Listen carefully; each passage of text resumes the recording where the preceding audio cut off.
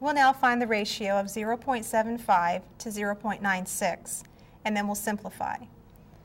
To write this ratio in fraction notation, we write the first number, 0.75, as the numerator, and the second number, 0.96, as the denominator.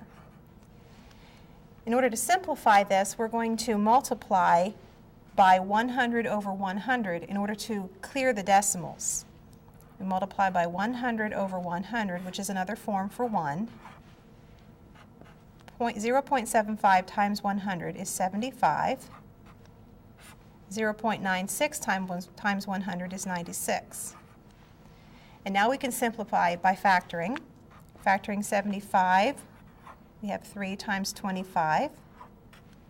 Factoring 96, we have 3 times 32. And simplifying, we have 3 over 3 times 25 over 32, which is 1 times 25 over 32, or 25 over 32.